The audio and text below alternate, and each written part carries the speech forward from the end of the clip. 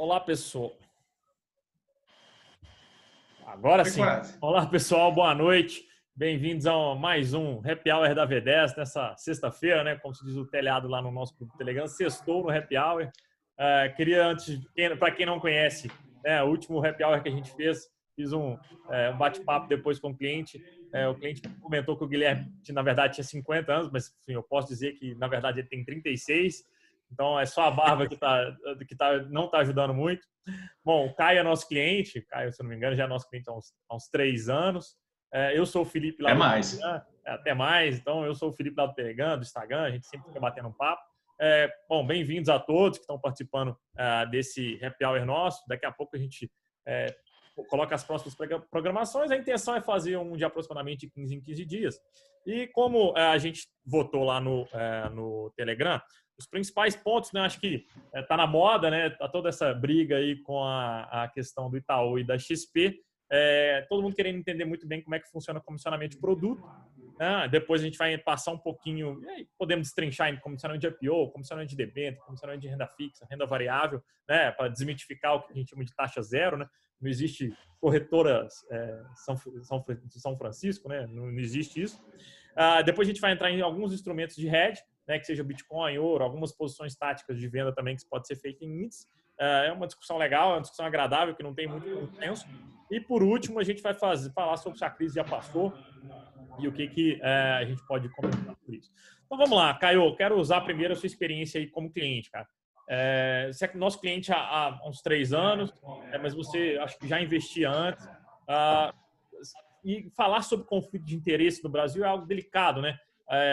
Às vezes o cliente ele não está muito acostumado com isso, porque é o normal, né? Você não foi apresentado a um novo sistema de cultura, a um novo propósito de investir, sem, de fato, perceber que existia, né? Perceber que podia investir sem esse conflito.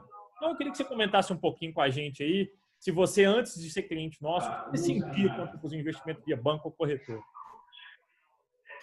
Bom, minha vida financeira, vamos dizer assim, com contato com a Bolsa de Valores, foi lá atrás, quando a XP soltou uma época um curso, né, como investir na Bolsa, para captar mais clientes. Acho que foi em torno de 2004, 2005, um pouco antes, talvez. E nessa época eu já tinha um pouco de interesse sobre a Bolsa de Valores, como é que funcionava o mercado de ações, o mercado financeiro. E aquilo eu comecei a ganhar um gosto sobre esse negócio de mercado financeiro. Porém, como todo iniciante foi lá e faz aquelas bobagens de day trade, às vezes, não falando que é uma coisa errada, mas sem conhecimento nenhum, né? Combinei. Comecei a perder meu foco no trabalho, que ficava direto com a tela lá, vendo as cotações do dia, para ver se opera, se vende, se compra.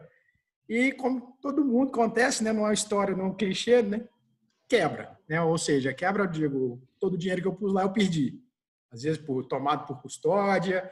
E aí eu vim parando um pouco de mexer com isso, colocando isso mais vamos dizer assim, mais em fundos de renda fixa, porque aquilo eu sabia que não ia, como disse, estaria ali rendendo pelo menos alguma coisa acima da poupança. Depois eu vim até um contato com o Guilherme, há uns 3, 4 anos atrás, onde a gente começou a bater um novo papo para começar a diversificar, conhecer um pouco mais, se aproximar. E foi quando me despertou mais meu interesse sobre o mundo financeiro, né? sobre economia, sobre como investir, sobre educação financeira, que eu tinha praticamente zero noção de como criar uma carteira bem diversificada e não pulverizada, fazer uma carteira onde eu tenho uma emergência, né, para futuro igual uma pandemia como nós estamos passando, porque isso está afetando não só o meu segmento onde eu atuo, mas o mundo inteiro, né, todos os segmentos. E desde então que eu venho fazendo, e eu tenho reuniões mensais com o Guilherme, eu tenho me sentido extremamente mais seguro para poder estar fazendo investimentos, porque eu tenho uma pessoa, eu tenho um consultor, vamos dizer assim, eu gosto de operar, eu gosto de estar por dentro, de saber o que está sendo feito, mas como eu tenho, vamos dizer assim, né, vamos para o nosso lado de futebol, como eu tenho um técnico ali do lado me instruindo, falando o que eu tenho que fazer, onde fazer e como fazer, isso facilita bastante as tomadas de decisões, porque antigamente eu ficava por mim. Então, eu fazia, não fazia, e eu não tinha conhecimento onde entrar. Então, essa pessoa, figura da V10, na hora que eu tive ela nos meus negócios, me mostrou uma oportunidade muito grande de como, não alavancar, mas de ter um crescimento e principalmente pensando no longo prazo. Porque a gente sabe que Bolsa, agora, mais do que nunca, e com uma experiência já de mais de 4 anos, não experiência, muito pequena, mas com conhecimento de 4 anos, vi a Bolsa lá em cima e agora ela despencar quase 60 mil pontos. Porém, eu estive todo esse momento muito tranquilo, porque eu sabia que eu tinha uma carteira e uma estratégia bem adequada, perdemos, mas porém já recuperamos boa parte, se já não tivermos já no positivo. E agora nós vamos fazer uma reformação toda na nossa carteira, como disse, a gente já tinha uma projeção para longo prazo e agora vamos fazer para mais longo prazo ainda, né, Guilherme? É isso aí. Conversando para nos reestruturar e fazer novas mudanças na minha carteira para estar mais bem adequada ao meu perfil, vamos dizer assim, né? Legal. Mas é isso, eu acho que é muito bom estar com uma pessoa de entendimento perto da gente para a gente tomar as decisões mais acertadas, mais assertivas. Né? E falando um pouquinho assim, antes de você ser cliente nosso, né? Aí entrando um pouco mais no detalhe de quando você falava que você operava day trade e tal. Você acha que às vezes, né, o contato com alguém da corretora ou do banco, né, assim, por exemplo, eu sei que seu pai investe também. Você já passou por alguma situação que você viu e falou assim, não, esse investimento, eu estou com o sentimento de que ele está errado, ele não é para mim, mas eu estou sendo empurrado isso aqui, por exemplo, que seja vou dar o exemplo clássico que é o título de capitalização, né, mas não necessariamente ele. Viu, por exemplo, você já passou por algumas situações, não, esse negócio aqui não está me cheirando muito bem? Muito. Eu corri de muita coisa e sabia que da título de capitalização foi vários. Aqueles seguros vendidos como investimento.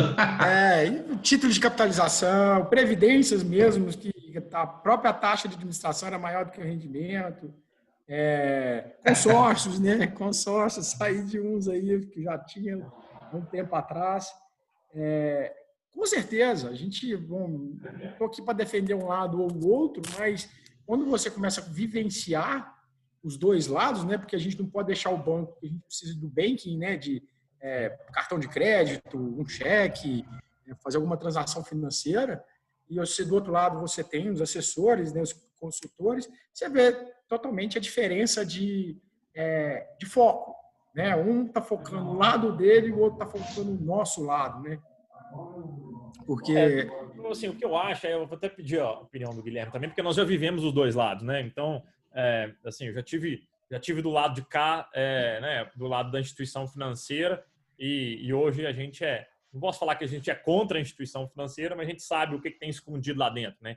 Então, o fato de ter vivido um lado significa que, no mínimo, nos dá o direito de falar dele, né, Guilherme? Uhum. Não, eu acho que essa nossa vivência, né? A gente veio, eu comecei em banco, eu comecei no Banco do Brasil, então assim, acho que passei pelo o mais distante do que eu estou hoje. A nossa passagem pela XP, né? Como distribuidor, como agente autônomo também, deu muita bagagem em cima sobre isso. E a gente veio aprendendo ao longo do tempo. Esse é um conflito inerte, não tem como. A pessoa, o comissionado não consegue fugir muito disso. Por mais que ele seja bem intencionado, ele não consegue fugir disso. É o ganha-pão dele. Então, assim, a pessoa está no... Assim, eu acho que o ponto principal, antes de você terminar seu raciocínio, é o seguinte. Transparência não pode ser uma opção, né? E o que a gente vê de comum no mercado hoje é que transparência é uma opção, né? A opção do agente, né? A opção do gerente, né? A pessoa tem a opção de ser transparente com você. Mas o que a gente entende é que transparência é uma obrigação, né? A pessoa tem que ser obrigada a ser transparente. As relações financeiras têm que ser transparentes. E isso é uma coisa que sofria muito a gente lá atrás, que era um mundo meio escondido, que daqui a pouco a gente vai abrir mais ou menos quais são as taxas aqui. Mas eu fiz um post essa semana no Instagram que foi mais ou menos isso. Olha, o agente autônomo, de maneira geral, né, comparando com a nossa atuação, ele tem a opção de ser transparente. E eu conheço agentes autônomos que são transparentes, né? E enquanto que o consultor, ou a forma que a outra pessoa trabalha, a gente tem que ter a obrigação de ser transparente. Então, eu acho que, só para você continuar o seu raciocínio, Guilherme, acho que essa é a palavra-chave, né? Onde que a gente vai levar daqui para frente. Eu acho que, assim, a questão de... Todo trabalho tem que ser remunerado, né? O autônomo está lá para fazer a distribuição. Você colocou uma palavra, realmente a palavra-chave, transparência. O fato de ficar escondido, de ficar escuso como é feito o rendimento dele, como ele ganha o dinheiro, não é legal. Assim, eu acho do ponto de vista ético até, não é ético. E eu acho que o que vem de pior nisso é vender a ideia de que é de graça. Isso eu acho que é uma coisa assim inaceitável até, né? Não, eu trabalho de graça. Pô, ninguém trabalha de graça. Aproveitando que você tocou no assunto, cara, a pergunta que todo cliente tem, que a gente escuta bastante, o Caio também já pensou nela. O que é de graça? Né? Vamos lá. O que é de graça num banco? O que é de graça numa corretora? Eu acho que assim, se você for pensar no final das contas, dificilmente vai achar um produto no mercado financeiro que é de graça. Alguém está ganhando alguma coisa com esse produto. Seja o banco te entregando um CDB com a taxa boa, ótimo, mas ele está emprestando com a taxa melhor ainda. Ele está ganhando com isso, justo, mas você sabe o tanto que ele está ganhando, né? O spread bancário. Não fica tão exposto assim, devia ficar mais, claro, mas já é uma taxa conhecida. O tesouro direto, você sabe quanto que o tesouro está ganhando, né? A diferença do comprador e o vendedor lá. Está lá. Se você comprar hoje de manhã e vender à tarde, vai perder dinheiro, porque é justamente o que o tesouro vai ganhar no spread dele. Então, realmente, tudo na vida tem que ter um custo. Né? Não existe nada de graça. E falar que não, sou taxa zero ou de graça, isso não sei. Né? Eu fico pé atrás. Existe almoço de graça, né? Não existe almoço grátis. Essa questão da transparência não ser obrigatória por lei, isso vem de acho que uma legislação bem arcaica ainda nesse ponto. Nenhuma das atualizações da lei que gere a distribuição chegou a tocar nesse ponto da obrigatoriedade da transparência das taxas, o que seria muito, muito interessante para o mercado que está se desenvolvendo, que é o brasileiro. O mercado brasileiro está desenvolvendo muito, né? Nós estamos crescendo o número de investidores em bolsa, o número de investidores fora de banco, fora de poupança, e as pessoas, têm sim o direito de saber quanto que elas estão pagando por cada produto, né? Assim, ponto crucial. Eu gostaria de saber quanto que eu pago, né? O spread tem, assim, não tem jeito. As instituições precisam se manter. Né? O fato de ser de graça parece que isso significa que é um péssimo negócio, mas na verdade é um excelente negócio. A gente pega o balanço da XP, por exemplo, a XP é uma das corretoras mais rentáveis do mundo, né? Então, é um excelente negócio. Pegando um gancho no que o Caio falou, hoje por que existe corretagem grátis para quem faz day trade em mini contratos? Porque estatisticamente as pessoas perdem day trade. Tem uma pesquisa da CVM sobre isso. O que as corretoras fizeram? Um fundo para quem aderir a essa corretagem grátis, ganhar dinheiro, a corretora ganhar dinheiro com isso. Então não é a XP, são todas fizeram. A XP, ela foi a pioneira, nadou sozinha nisso um tempo. Todas fizeram. Por quê? Porque day trade, geralmente as pessoas perdem e alguém vai ganhar. Fizeram um fundo para ganhar com isso. Outra coisa também é o seguinte, ninguém abre uma conta na corretora simplesmente fazer day trade em mini, né? O cara tem outros produtos.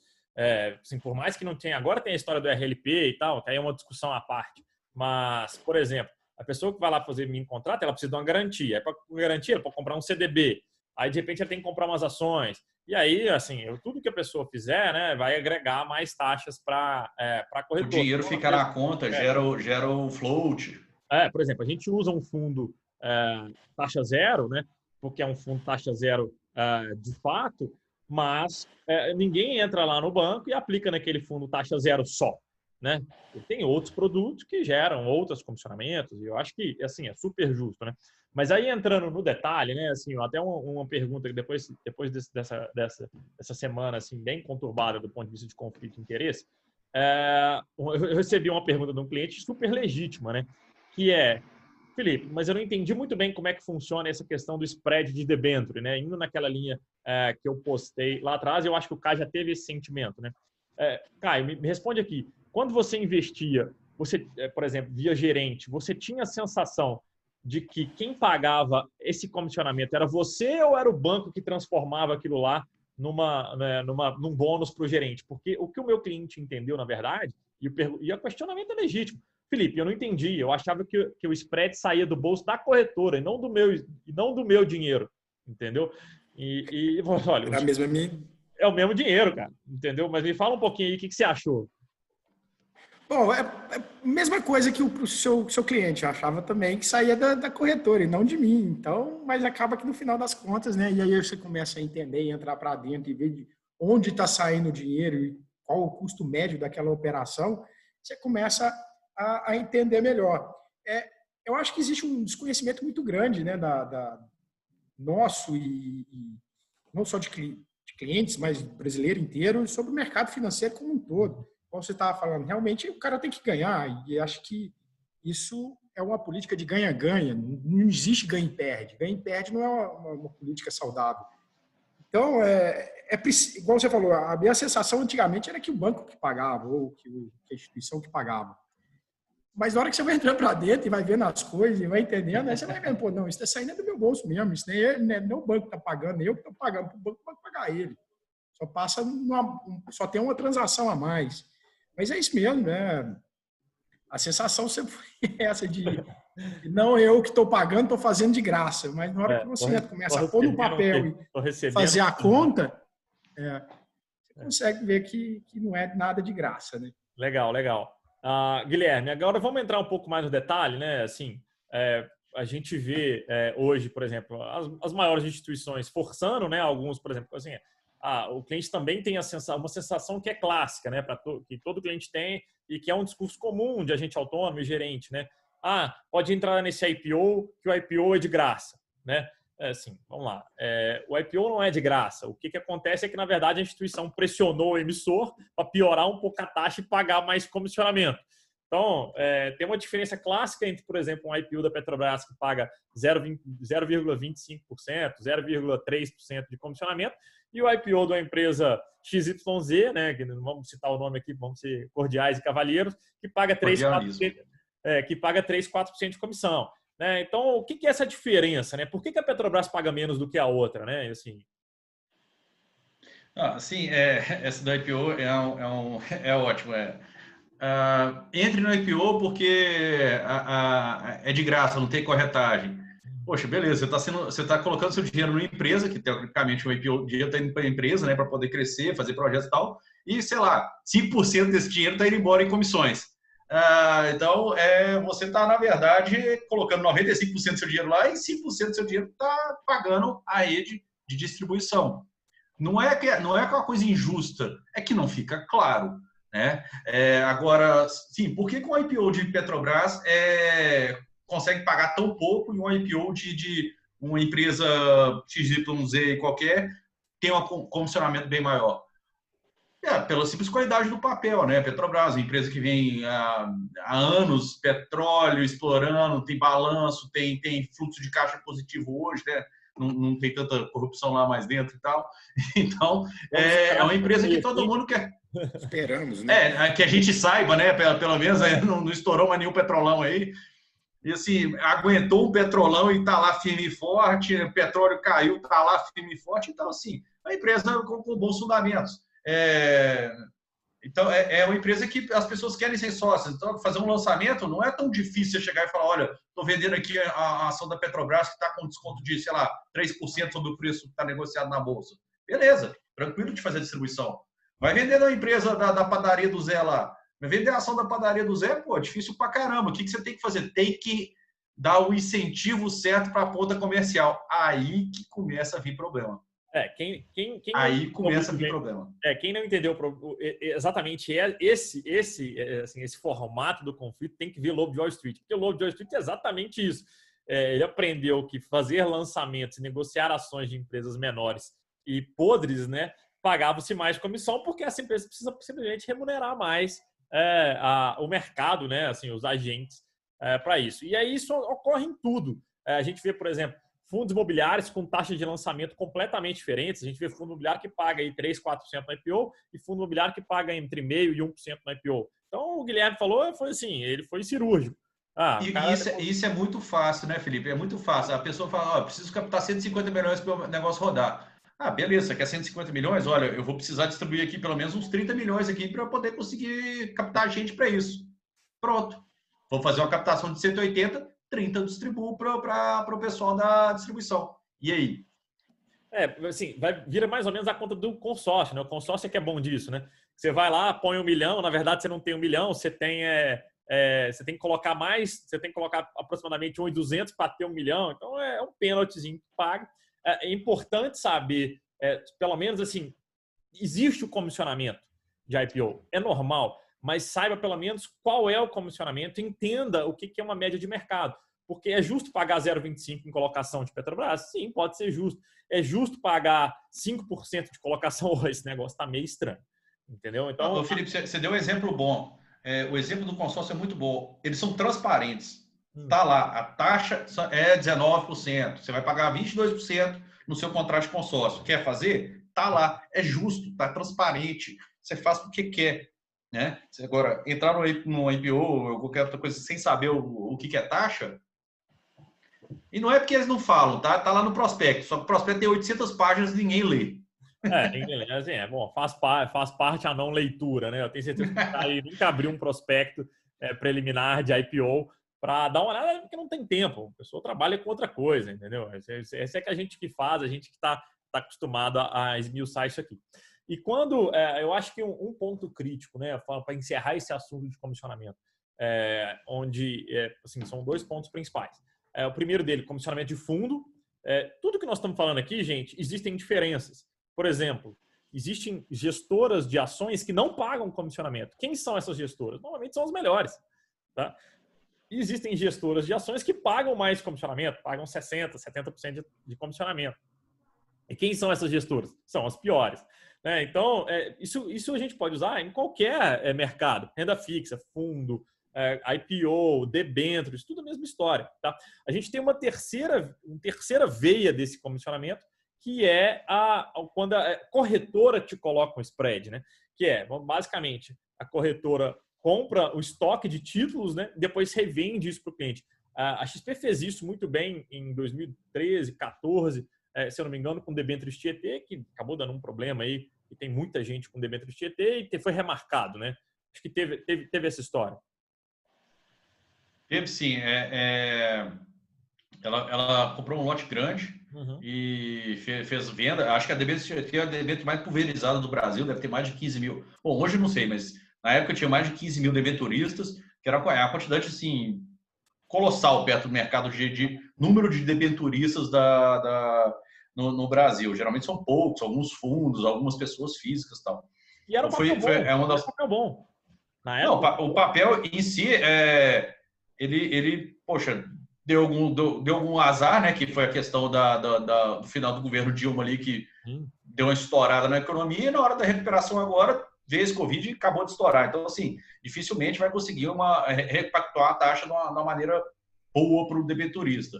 Mas era um papel que pagava excelente, IPCA mais 8, livre de imposto de renda, ou IPCA mais 9, não lembro. Se eu não me engano, o lançamento dele foi IPCA mais 8, a XP comprou todo o lote e vendeu e repassou a IPCA mais 7, mas o cliente não podia acessar a IPCA mais 8 dentro da plataforma. Foi uma história mais ou menos assim. E era um papel bom. A IPCA mais 7 ele era um papel bom. Assim, claro que com certeza. Mas foi um papel bom. O grande questionamento que eu tenho em relação a isso, né, a postura da corretora e dos bancos de maneira geral é isso. É comprar um papel e vender, tipo assim, comprar um papel sem dar a possibilidade para o cliente pegar uma taxa maior e revender para o cliente a uma taxa um pouco menor, independente do mérito do que aconteceu depois, né? Então, ela impediu o cliente de acessar uma taxa maior. Acho que esse é um altos problemas nesse caso, assim. Ô, Caio, você já percebeu como não tem o mercado de um home broker de renda fixa? Não é nem Seria uma coisa muito interessante para poder dar uma liquidez, né? Para poder ter uma transparência nas taxas, nos spreads. Já percebeu que isso não existe? Por que não? Não é uma coisa difícil de se fazer, mas não existe. Por que não? Porque onde que está um grande ganho? Você compra um CDB a 140 do banco, um lote grande, e passa por 120. Tá aí. Acabei de fazer uma renda fixa no meu bolso sem usar o meu dinheiro. Excelente negócio, né? Claro. Para que eu vou fazer um home broker disso? É verdade. O melhor negócio do mundo é comprar CDB assim, você pega um CDB de um banco pagando 120% de CDI e vende o mesmo CDB a preço de Itaú, né? Que eu estou falando a 100% de CDI. Então, você vai ganhar 20% de CDI, dependendo da duration do produto, você vai ganhar 2%, 3% de comissionamento numa renda fixa num CDB. E não à toa, por exemplo, se você entrar na plataforma lá da XP ou BTG, ou seja lá o que for, você vê que os piores bancos pagam mais taxa. Normal. E os piores bancos pagam mais comissionamento. E o ganho vem na hora para o banco, né? A corretora leva o ganho na hora, porque ele comprou lá, vendeu para você, o dele já foi. O seu vai durante o tempo. O dele já é dinheiro no bolso. Eu acho que, assim, de maneira geral, assim, para finalizar, eu acho que a relação risco-retorno do comissionamento é muito ruim, né? Assim, se houvesse um contrato com a corretora que ele te devolveu o comissionamento caso o papel não performasse, já seria algo. Ó, vou te cobrar aqui 1%, 2%, mas caso dê errado isso aqui, eu vou te devolver esse comissionamento. Bom, aí pelo menos é um ganha-ganha, perde-perde, né? Mas não é isso que acontece. A gente está cansado de saber e não é muito bem isso que acontece. E eu acho que a grande dica é ficar de olho aí e esmiuçar, perguntar, buscar transparência. Transparência não é de graça, eles não dão essa transparência. Então busca transparência para entender direitinho que taxa você está pagando.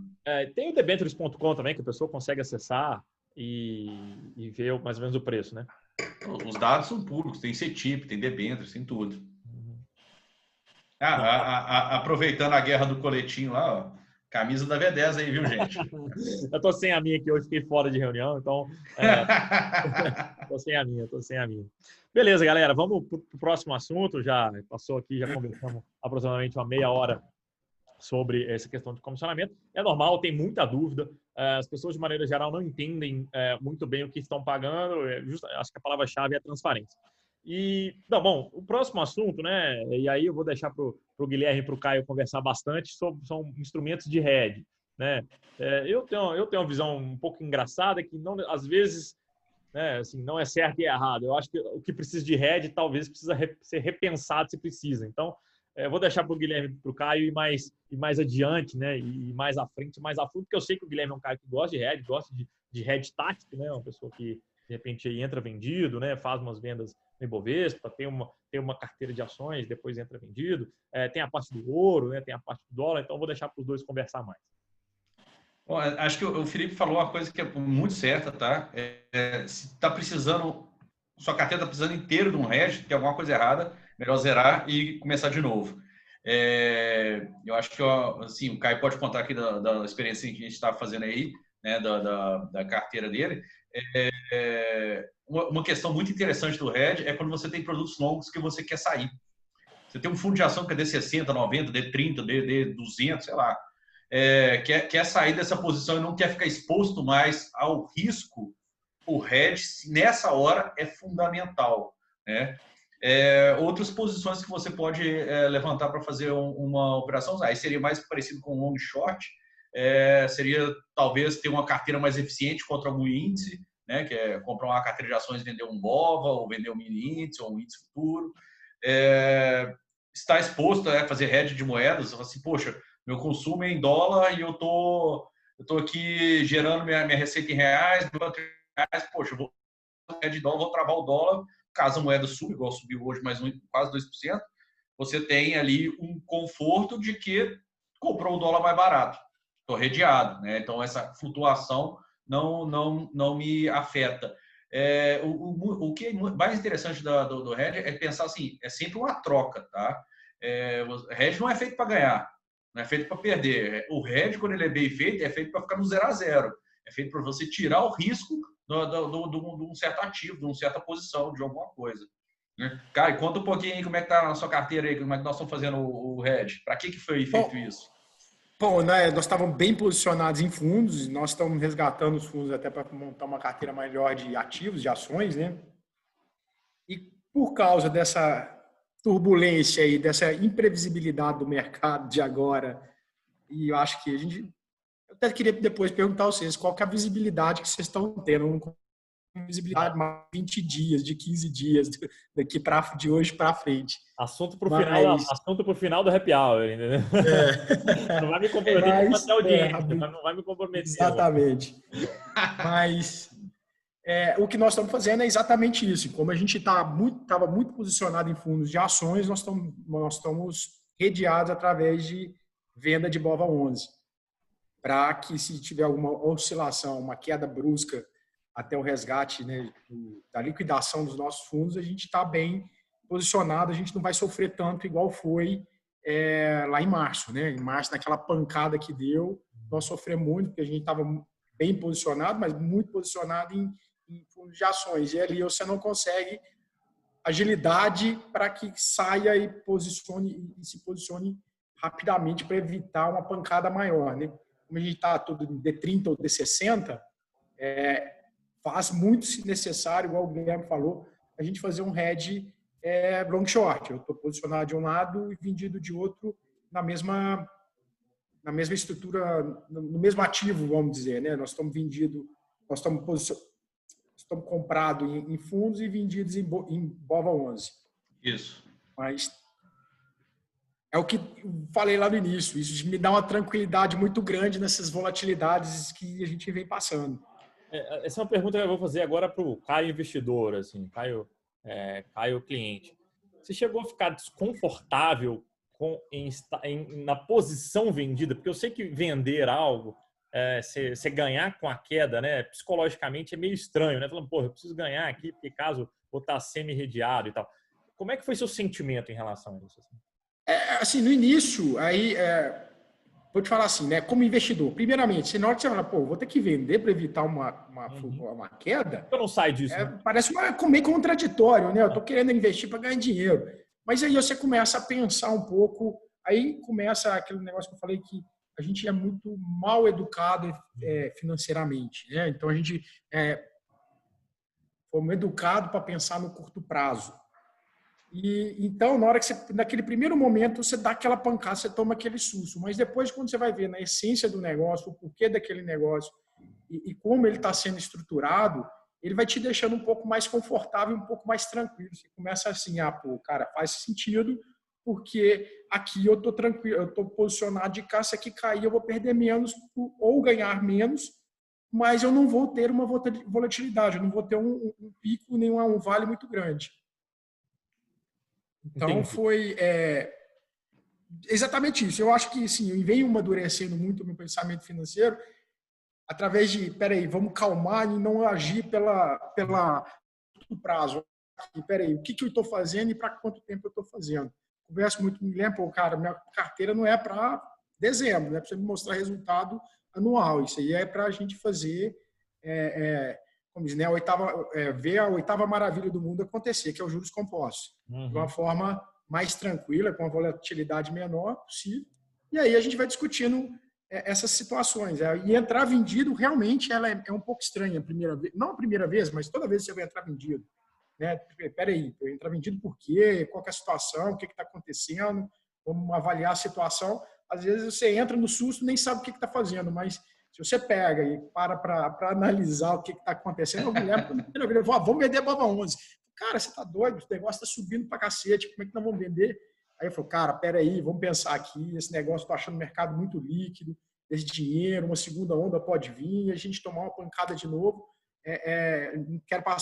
Não vamos passar por esse estresse. Eu falei, mesmo, o mercado aí está entrando muito dinheiro e o desemprego aumentando. Como é que esse negócio está nessa loucurada aí? Peraí, vamos fazer um hedge aqui de venda. Realmente faz muito sentido, até porque a gente estava em fundo de ações e estavam liquidando eles, e se nesse meio tempo acontecer alguma coisa, nós podemos tomar um susto, mas vai ser só um sustinho, vamos dizer assim. Né?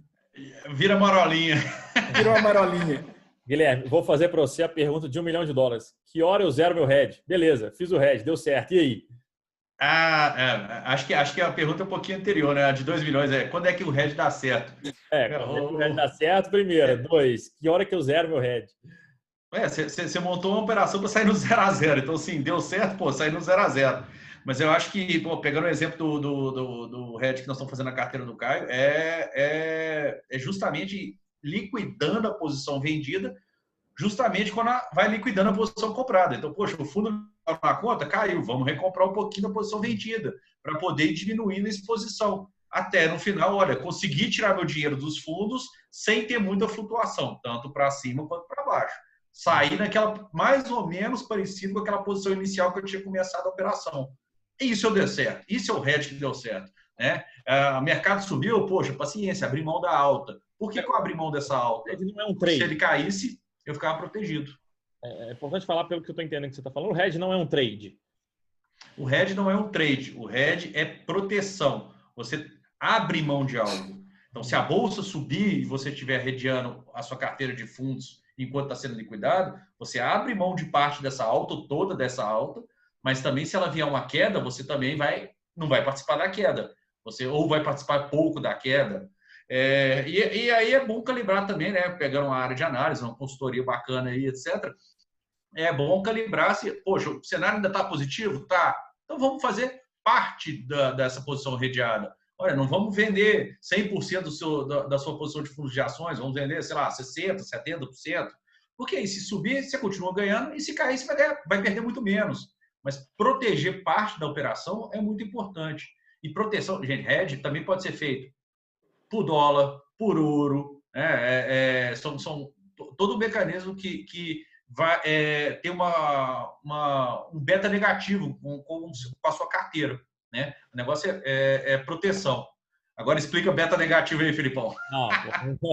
Bom, são coisas. Não vou nem falar de beta, vou falar que tem uma simples correio negativa que é mais fácil. São ativos que variam da maneira oposta ao mainstream da sua carteira. Então, vamos supor, se sua carteira está muito focada em bolsa, e você tem um ativo, normalmente quando a bolsa sobe, ele cai, vai acontecer o contrário. Com exceção de 2019, onde tudo deu certo, né? Bitcoin subiu, ouro subiu, dólar subiu, bolsa subiu. Juros futuros, os títulos dos juros futuros deram certo, o fundo imobiliário subiu, tudo deu certo em 2019. E não é a regra, pelo contrário, isso é exceção. Eu falo com todos os meus clientes e estão aqui de prova. Assim, eu odeio olhar para uma carteira e ver que tudo dando certo.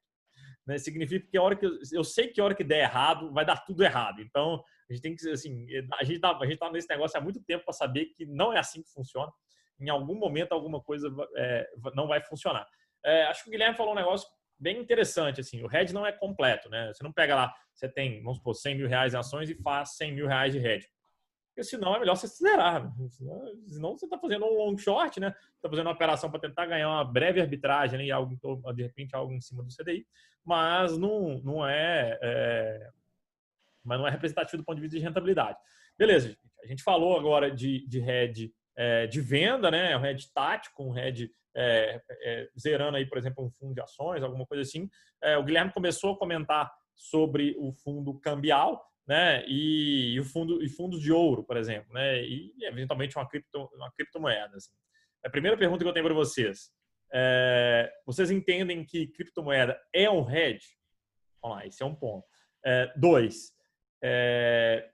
o porquê de maneira geral, né? Assim, pelo menos eu tenho a visão de que o hedge por si só, né? O hedge, quando eu falo desses ativos, é como se houvesse algo que não trouxesse rentabilidade para sua carteira naturalmente. Por exemplo, se eu comprar uma barra de ouro aqui, essa barra de ouro não vai render. Ela vai render referente ao real. Né? Toda vez que eu faço uma aplicação num fundo cambial, nada mais é do que dólar parado em conta corrente. Né? Aquilo lá só se valoriza ou desvaloriza quando eu comparo com o real.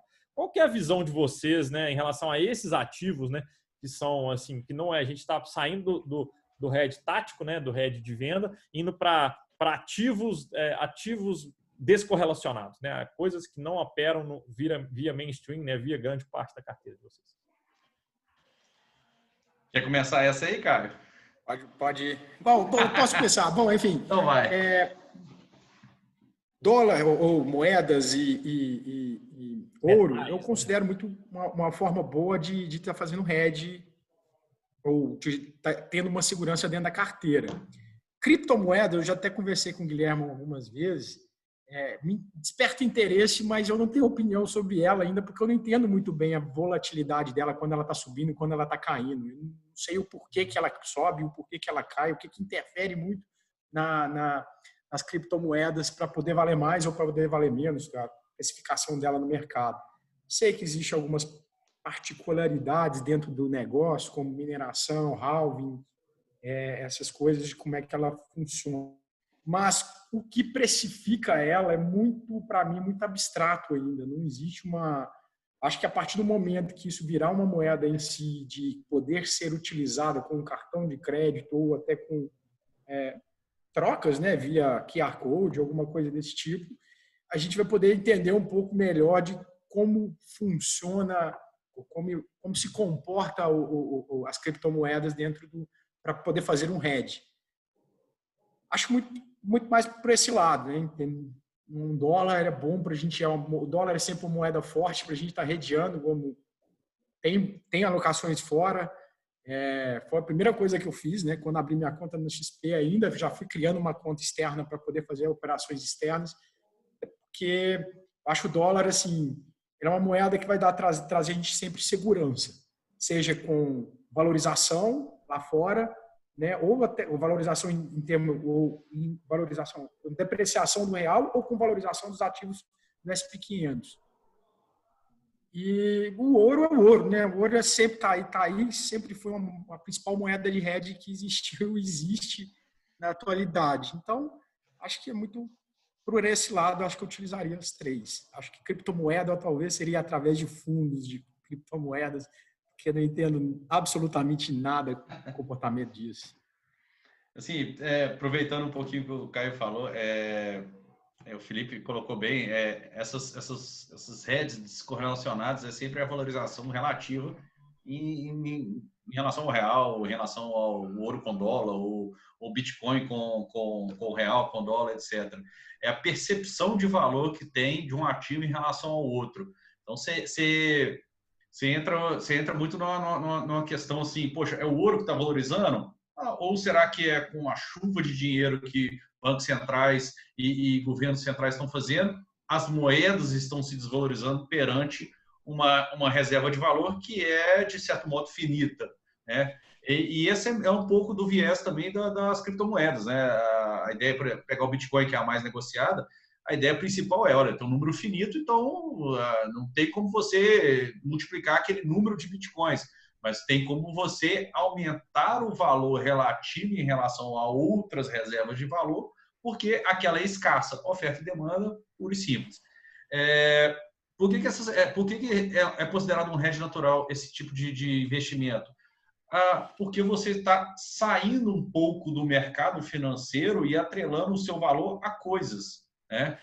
Seria igual, comprei terra. Pô, terra é finita. Você comprar a terra numa ilhazinha que está todo mundo querendo comprar, o preço da terra sobe. Não é que o preço da terra sobe, é que tá lei da oferta e demanda, está faltando terra ali, né? Para poder todo mundo que quer comprar. Então, esses mercados, eles realmente servem como um hedge descorrelacionado da carteira. A gente brinca muito lá na V10, né? Vamos fazer uma carteira aqui, olha, vai ter ações, vai ter fundos, vai ter sei lá o quê, vai ter um fundo cambial aqui. Esse fundo cambial, se tudo der certo, é para perder dinheiro. Por quê? Por que eu estou colocando no ativo para perder dinheiro? Se tudo der errado, aqui que vai segurar, é a sua âncora, é seu porto seguro, é o freio para a nossa ideia principal. Deu errado, está aqui o paraquedas, né? Então, essa é a ideia de um hedge descorrelacionado.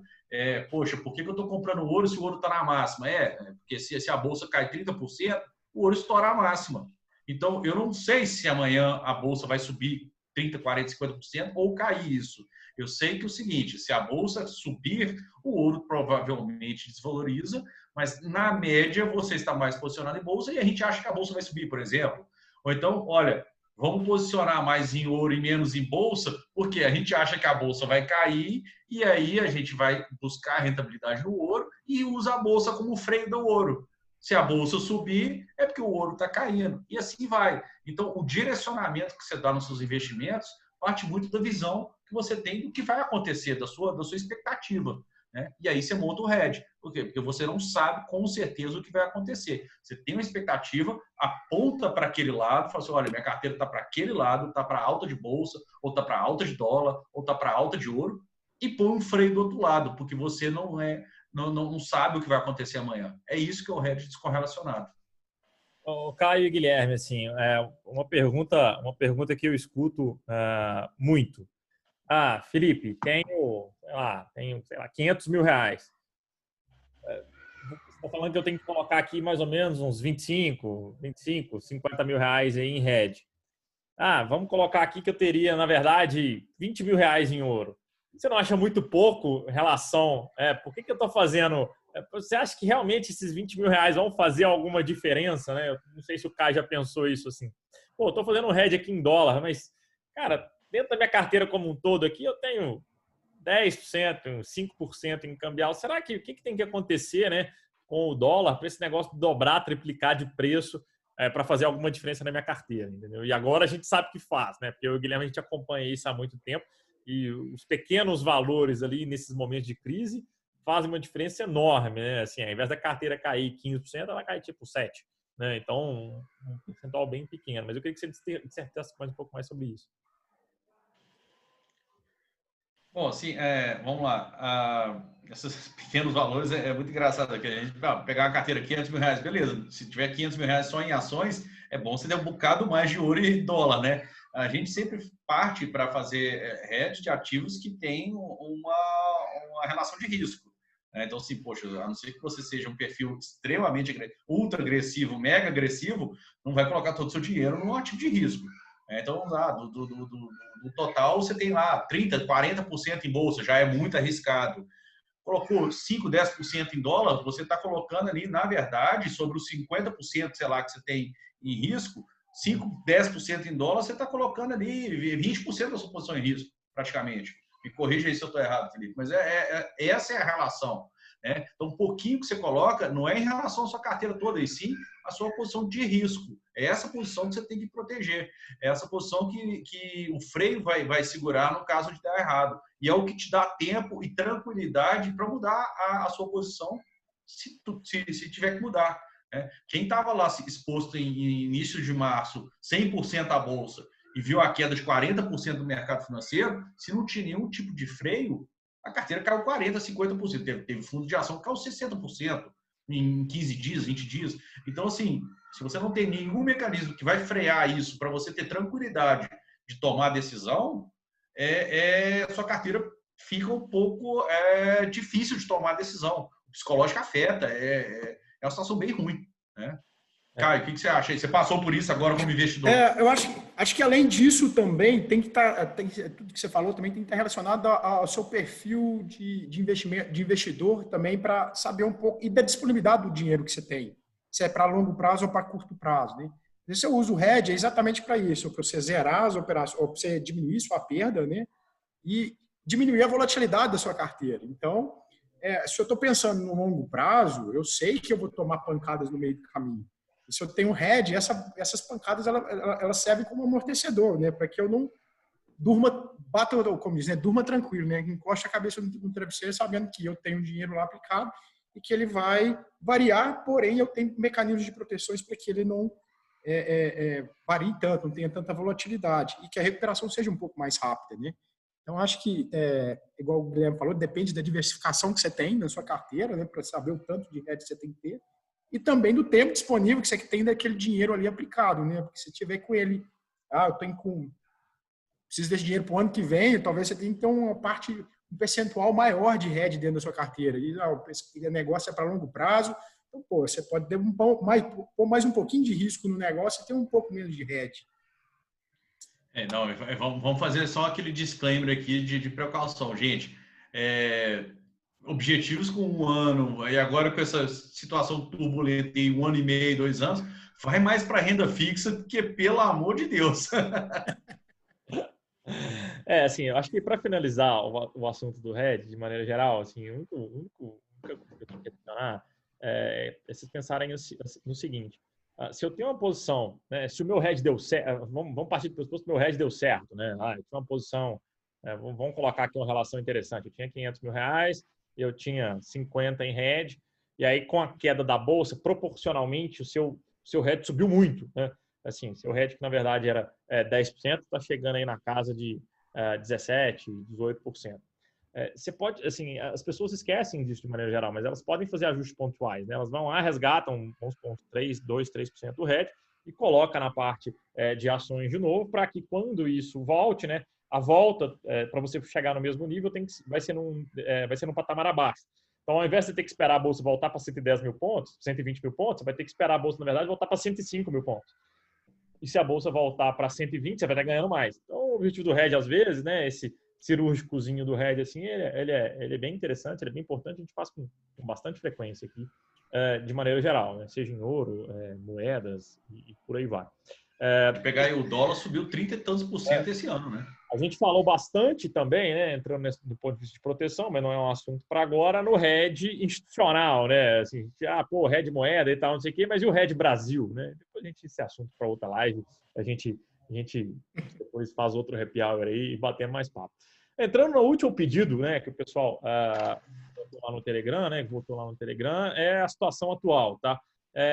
E eu, como aquele economista chato, né, aquele cara das ideias, né, que gosta de ficar desenhando gráfico, pensando, né, não gosto de falar que eu sou keynesiano, não, porque agora não está na moda, mas eu acho que tem algum mérito. Eu sou bem liberal, mas eu sou liberal em todos os aspectos. Eu acho que a economia, a parte da melhora da economia, no final das contas, ela vem muito da percepção das pessoas, né? Pô, o cara é empresário, atua num ramo bom, tecnicamente no ramo de bebidas, né, Caio? Também é agricultor. E aí me corrija se eu estiver errado, assim. Eu não estou confiante que você acha que esse negócio vai melhorar ao longo desse ano e no início do ano que vem. Vamos lá, cara, passa a sua visão, entendeu? O que você está achando, assim? O que é? Eu trabalho no ramo de bebidas e aí você tem visto aí que parece que nós estamos todos bebendo e lives todos os dias, e então para nós não tem impactado muito no meu negócio nesse primeiro momento, né? Eu acho que o negócio vai começar a impactar mais para frente. Assim, você sentiu diferença no mix de consumo? Claro, porque hoje, com o pessoal em casa, que a gente chama de produto descartável e produto retornável, eu tinha uma proporção de quase 50%, hoje eu já estou com 80-20%, né? 80% de descartável e 20% de retornável. Entendi. E existe diferença de margens dentro disso e produtividades também. Muda a estrutura do seu negócio. Muda muito. Eu ganhei muito em produtividade, porque eu estou entregando em menos lugares e mais volumes, entendeu? Isso está muito bom por enquanto. Porque como eu trabalho com produto supérfluo, está lá no topo da pirâmide, né, vamos dizer assim, eu acho que ainda as coisas vão começar a apertar. Elas vão apertar ainda porque a gente tem uma injeção de liquidez na economia nossa, né? Todos esses incentivos que o governo federal vem colocando na economia, né, não só aqui no Brasil, mas no mundo inteiro, isso vem ajudando a gente segurar e tá com esse ânimo que a bolsa está. Mas eu, sinceramente, acho que, por isso que eu estava perguntando para vocês lá atrás, qual que é a visibilidade que vocês têm. Eu acho que eu não tenho visibilidade por mais de 20 dias, porque Belo Horizonte está entrando em lockdown, né, a partir de segunda-feira, me parece. Sim, de novo, voltando lá atrás, voltando aquelas coisas, voltando lá do início de novo. E algumas cidades de onde eu atendo também estão entrando em lockdown de novo. Então, isso me atrapalha. Isso me atrapalha muito. E depois, na hora que começar o desemprego, o seguro-desemprego acabar e essa injeção de liquidez que o mercado está dando, que aí a gente entrar na realidade mesmo, eu acho que nós vamos ter um impacto muito grande. Acredito eu, né? Isso não dá para prever, mas eu acho que isso vai vir lá para outubro, novembro, né? Eu acho que a gente vai passar ainda por uma turbulência muito grande nesse final de ano para o início do ano que vem. Sim, a nossa visão de maneira geral, assim, tem todo mundo, muita gente tem que falar recuperação em V, W, né? Assim, cada um escolhe a letra do alfabeto que quer, né? Assim, acho que a nossa visão como V10, né, se a gente olha a estrutura de negócios, né, a estrutura de empresas, assim, de empregos, 10% dos empregos foram embora, né? Se a gente for comparar muito com os Estados Unidos, que lá tem muito dado, né? Então, aqui mas assim, aqui lá, no final das contas, aqui vai ser um lag, né? Aqui vai ter um delay do que vai acontecer. mas assim, 10% da área de, se eu pego entretenimento, turismo, todos esses setores ligados a assim, pessoas, né, aglomeração de pessoas, esses empregos foram embora, esses empregos não vão voltar. Né? Não existe uma recuperação em V. O que existe, na verdade, é uma transferência de renda de alguns setores para outros específicos, mas o mercado de trabalho não existe uma recuperação em V. A não ser que alguém ache uma vacina amanhã e aí sim o negócio volte ao normal. Não só achar vacina, né? Que ela se reproduzindo em massa e rápido. Então, assim, o que vai acontecer, né? Eu estava até lendo um estudo da Economist passado, no início dessa semana, falando exatamente isso. Olha, 10% da economia foi embora. Então, se ele é um V, é um V perneta, né? É um V que a segunda perna é abaixo da primeira, né? Então, vai ficar um negócio meio assim. E o que vai acontecer com essas pessoas, né? Essas pessoas estão desempregadas. E aí tem que entender no detalhe o que vai acontecer, o que o governo vai fazer. Se a gente olha, por exemplo, e alguns dados interessantes, tanto do Brasil quanto dos Estados Unidos, tá? Isso é comum. O governo deu voucher, né? Isso fez, no Brasil, a aberração é tão grande que as cidades se enriqueceram, as pessoas se enriqueceram, e o índice Gini, né, que é o que mede a desigualdade no país, melhorou. Né? Tanto que R$600 por mês faz com que a vida das pessoas melhore. O problema que a gente já viu nos Estados Unidos é exatamente isso. Lá teve um boom de consumo no primeiro momento, né, quando lá da onde de Patos de Minas abriu a porteira, né? Então passou a boiada, e aí o governo parou de ajudar, e o que a gente viu foi uma queda no consumo já nesse segundo período. E o que a gente viu lá também foi um aumento de salário no primeiro período, né? Assim, as pessoas, tô recebendo ajuda do governo, eu não preciso trabalhar, né? Então, e aí as pessoas que querem trabalhar estavam pedindo mais, e no segundo momento a gente já está vendo que o salário já está caindo. Então, é mais deflação, né? E mais deflação significa juros mais baixos, né? E assim, e aí o que a gente vai ver? Mais injeção de capital e mais socorro do governo. Eu acho que essa sequência, né, de impressão de moeda digital, né, via bancos centrais, via balanço dos BCs e ajuda, né, trilionária do ponto de vista fiscal, esse movimento não acabou, né, seja lá fora, seja aqui. E eu acho que o grande risco é isso se prolongar a ponto, né, e aí vou falar do caso de Brasil específico, os Estados Unidos tem uma maquininha lá que imprime dólar, que acho que é a melhor arma do mundo, né? O Brasil não tem essa máquina. Então, a nossa relação dívida-PIB vai ficar lá na casa de 100% e nós vamos entrar numa situação que a gente não cresce, mas também não tem inflação, os juros é baixo, a produtividade é baixa. Então, ou você vai passar aquela gama de reformas, né? Você tem que passar assim, uma chuva de reformas para pensar em aumentar a produtividade daqui a 5, 6 anos. E o que você vai fazer com a geração, né? O que você vai fazer com quem formou agora? Se a pessoa hoje tem 22, 23 anos de idade, você vai ter que esperar ela arrumar um emprego aos 30, ela não vai conseguir arrumar um emprego aos 30. Então, você está condenando uma geração. Porque lá na frente, a hora que o país voltar a ficar produtivo, as pessoas, o cara empresário, ele vai querer contratar o cara jovem que está lá com faca no dente, ele não vai querer contratar o cara de 30, 40 anos de idade que ficou 5, 6 anos desempregado ou no subemprego. Então, esse é o problema. Né? Esse é o problema de você condenar parte da população, né? Parte de uma geração.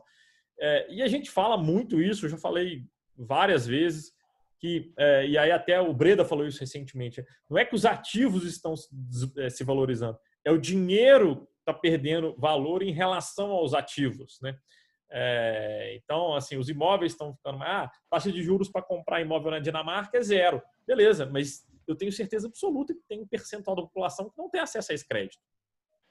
Então, esse cara nunca vai conseguir comprar o imóvel. E a distância social vai ficando cada vez maior. A distância social vai ficando cada vez maior, o populismo vai aumentando, o mundo é menos globalizado, menos compreensível.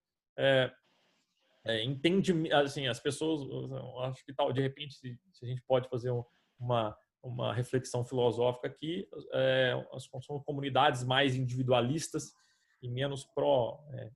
É melhor, de repente, o que vai virar o social, né?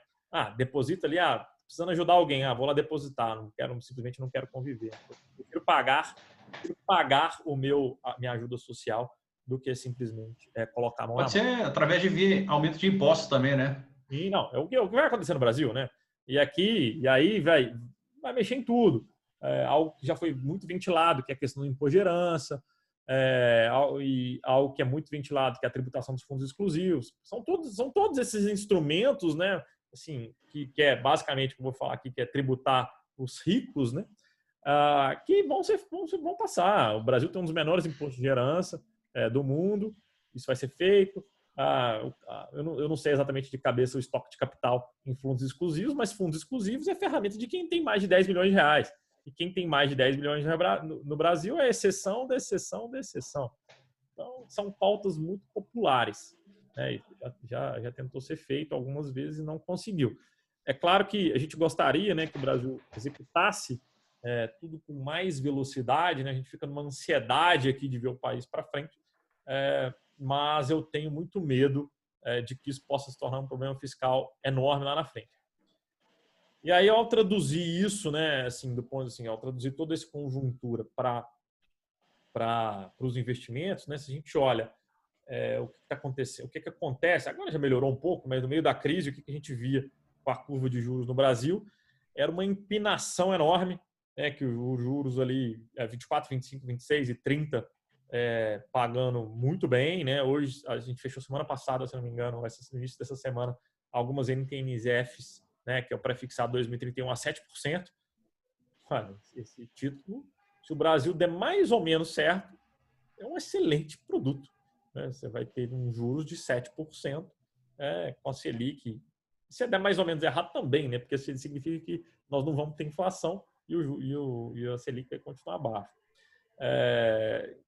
Entender um pouquinho essa dinâmica. Assim, às vezes a gente fica muito viciado em bolsa CDB, bolsa CDB, bolsa CDB e acaba esquecendo, né, da outra gama, né, Guilherme, de que a gente tem aí alguns prés.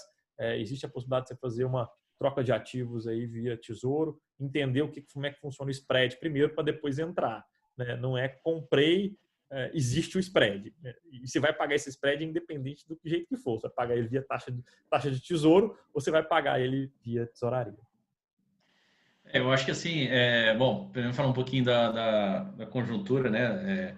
Curto prazo, igual o Caio falou, é nebuloso. Eu acho que ninguém é muita arrogância falar que sabe o que vai acontecer daqui a 30, 60 dias.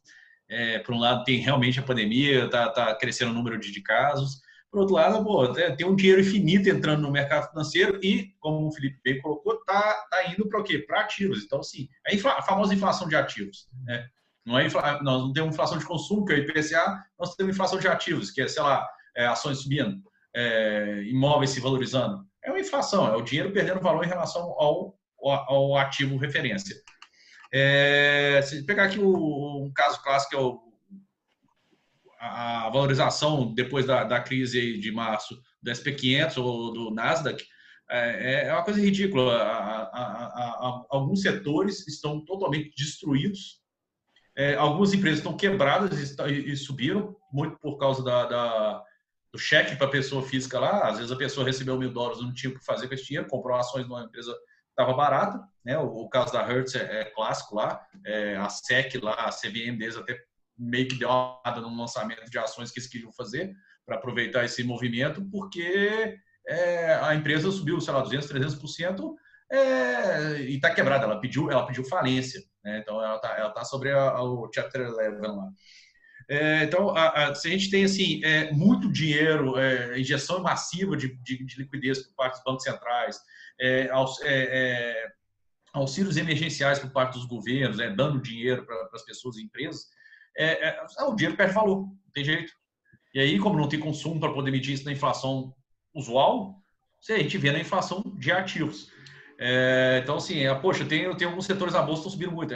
Pega a Nasdaq lá, que é mais bolsa eletrônica, são aquelas empresas que se conseguem destacar um pouco nesse cenário de crise, e o dinheiro está migrando em massa para lá. Então, a gente vê um descolamento muito grande de 10, 15 empresas na bolsa americana com o resto, as outras 15, mas as 3 mil que estão lá. O presidente do Fed americano falou isso claramente nas últimas reuniões. Ele falou, gente, a recuperação aqui da economia é lenta, o pequeno negócio está quebrando, o pessoal tem 20 milhões de desempregados aqui na nossa fila. Então, isso impacta muito a economia lá, impacta muito aqui também. Vamos lá, nós somos um pequeno exemplo do que está acontecendo no mundo. Só que, como o Felipe colocou bem, nós não temos a maquininha de imprimir dinheiro dos Estados Unidos. Então, na hora que o nosso fiscal chegar 100% da relação dívida-PIB, é uma coisa que, sei lá, o Japão tem, a gente não é o Japão.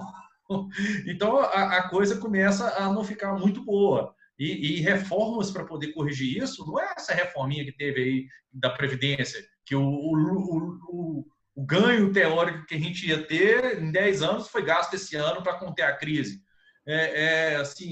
São reformas muito profundas. Vai ter que mudar em muita coisa e em muito interesse. E eu não sei se isso é uma coisa fácil de ser aprovada, né? Então, acho que o grande problema, no final das contas, foi bem colocado. Podemos ter, sim, não só uma década perdida, mas podemos ter uma geração perdida. Vale lembrar que essa geração está desde 2013, né? Final de 2013. Sim. Nós já estamos aí há 7 anos. Então, realmente, tem pessoas que se formaram em 2013, 2014 e estão batalhando para conseguir o primeiro emprego formal, alguma coisa assim na área. E isso é complicado. Começou agora a ter uma recuperaçãozinha econômica, mas não foi a coisa que a bolsa subiu, beleza, o mercado antecipa os movimentos, né? Mas a economia mesmo não reagiu desse tanto. Então, a gente tem uma preocupação, sim, no curto prazo, que a gente não consegue enxergar onde é que está indo aí o curto prazo, mas a preocupação nossa grande é no longo prazo. E aí, puxando o gancho lá dos títulos, sim, temos bolsa, temos dólar, temos ouro. Agora, tem um mercado que dá muito resultado, é de longo prazo. E isso, quando é bem feito, de uma maneira bem estruturada, dá muito retorno. São os títulos públicos, onde você realmente sabe o spread que você está pagando. É a diferença do comprador, da compra para a venda lá no Tesouro Direto. Você tem títulos lá para 2035, 2040, 2055, onde você consegue montar uma estratégia de longo prazo e aproveitar momentos de curto prazo também para fazer alguns trades, né? Trades longos, já, sei lá, 6 meses, 1 ano, mas trades em renda fixa, que costumam resultar, caso você acerte o cenário, dá muito resultado mesmo, né? Então, acho que tem oportunidade para caramba na mesa aí no mercado financeiro. A visão aí dos próximos 6 meses na economia real é um pouco mais turva. Eu recomendaria sempre um pé no freio aí, com cuidado, focar tanto a pessoa física quanto a pessoa jurídica, focar em geração de caixa, cortar custo, ter um resultado positivo, seja para o seu bolso pessoal ou seja para a sua empresa. Uma coisa que eu acho que é mais bendita é crise, você vence atravessando ela.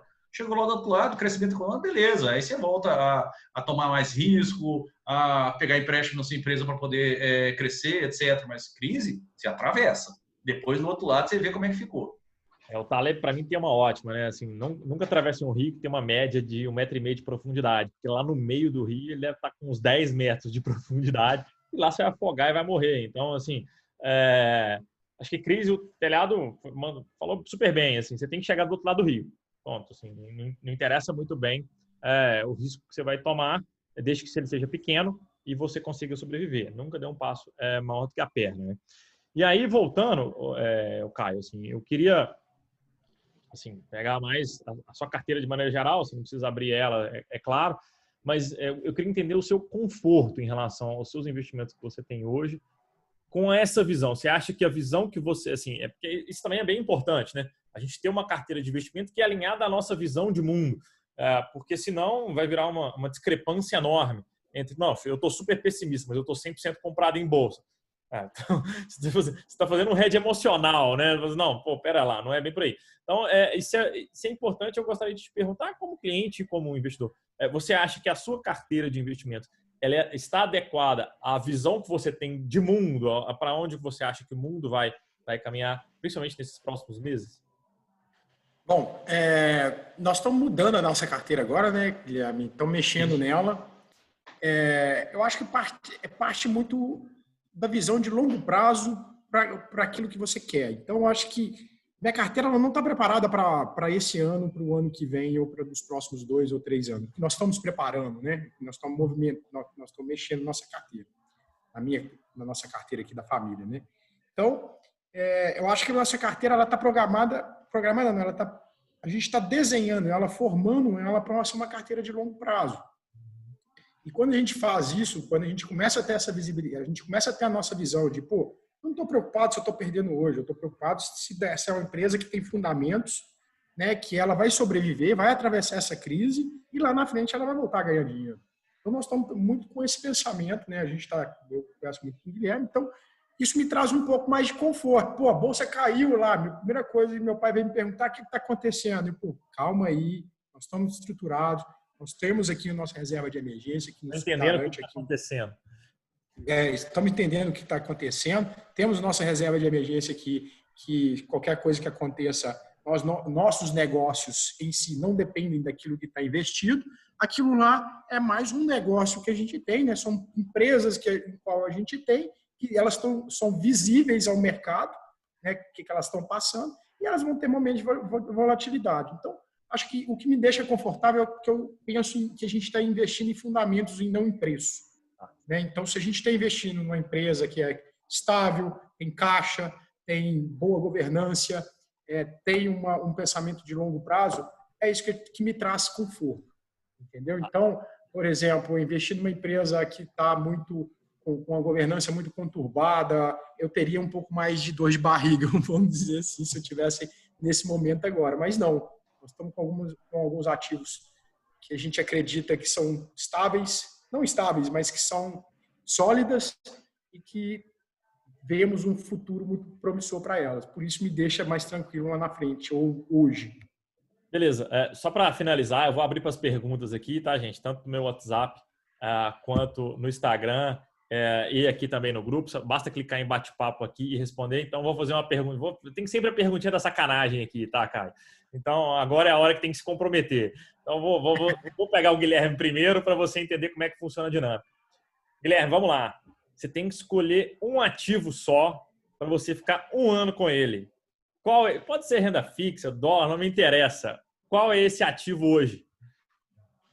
Poxa, na última live aí você pediu uma ação para ficar um bom tempo. Agora é um ativo para ficar um ano com ele sem vender. Sem vender, você vai abraçar com eles, vai falar assim, não, pô, esse aqui é o que eu mais aposto.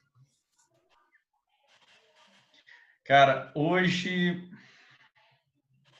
para um ano, eu acho que eu faria a aposta naquele ETF de SP500 dolarizado. E VVB 11 lá. SP500 mais dólar vai ser o que mais vai dar certo. SP500 mais dólar.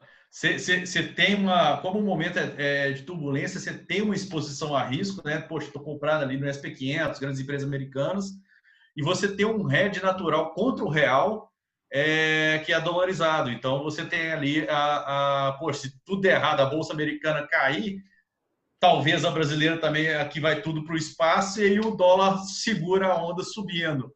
Não sei. Eu acho que seria uma escolha mais segura do momento que eu enxergo aí nos próximos 6 meses, um ano. Um pouco de segurança e um pouco de tomada de risco. Beleza. Caio, sua vez, cara. O ativo que você vai segurar é o ativo. Pode ficar poupança. Pode ter dinheiro no colchão.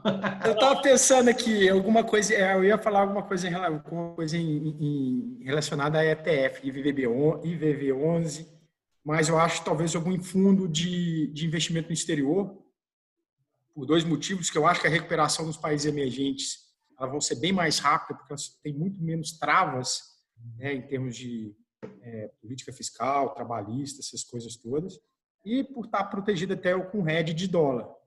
Eu ia para algum fundo de investimento que tenha BDRs, que investe no exterior. Beleza. Para esse momento de hoje, né? Não, é isso aí, é para hoje, entendeu? É hoje. E o seu, Felipe, qual é o seu ativo? Eu vou ser mais, eu não vou repetir, né? Deixa eu partir do pressuposto que eu tenho que ser um pouco mais conservador, entendeu?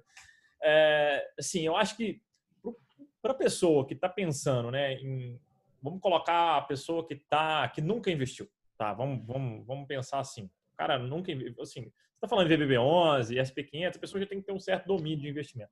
Mas para a pessoa que nunca investiu hoje, eu abraçaria muito um pré-fixado no meio, né? Ou assim, que a gente chama na curva média, que seria aí 2024 a 26. Porque eu acho que a inflação desse período vai vir bem abaixo desse período específico. Eu não estou deixando mais longo. Tem a possibilidade disso aí no final dar uns 400, 500% do CDI. Tá? Então, assim, não que significa muita coisa, mas assim, é porque eu acho que o CDI vai estar tão baixo que você ganhar aí entre 4% e 5% de taxa num intervalo de, vamos colocar, 4 anos, isso lá na frente vai fazer muito sentido. Então, eu tô fazendo um meio de campo diferente aqui para tentar chegar assim, no cara que é bem conservador, que nunca investiu e hoje está num CDB ou na poupança. Eu abraçaria bem esse título. Assim. Que é Ainda bem que você não falou comprar terra e gado. Não, beleza, pessoal. A gente está chegando aqui no final. São 7h16, estamos aqui com 1h15 de bate-papo. Quem tiver uma pergunta para ser enviada, pode mandar. Tá? Pô, não, queria agradecer a participação de todos. Caio, obrigado, foi um prazer bater um papo contigo aqui no Zoom, né, nesse nosso chat. A gente vai depois lançar, quem quiser rever no YouTube. Guilherme, grande abraço. Então, gente, muito obrigado. Se você quiser comentar, pessoal, um abraço aí. À vontade. Caio, brigadão. Caio, valeu. Obrigadão, gente. Top. Obrigado pelo convite para participar aí com vocês. Bacana. Um abraço, Felipe. Abraço.